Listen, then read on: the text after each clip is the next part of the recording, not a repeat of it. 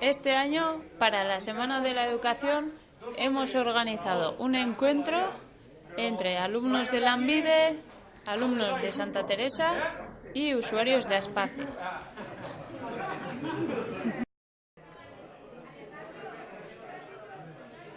En total nos hemos juntado unas 120 personas, unos con 11-12 años, otros de 18 y otros ya adultos.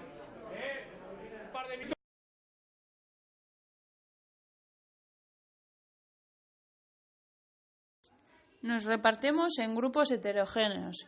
Cada uno explicó su experiencia en la escuela y empezamos a debatir 3 preguntas. La primera, ¿qué es lo positivo que hemos sacado de la etapa escolar? La segunda, ¿qué carencias vemos que tiene la escuela?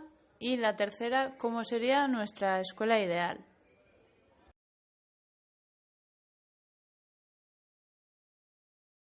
Voluntariamente en cada grupo se asignó el rol de secretario, de moderador y de portavoz.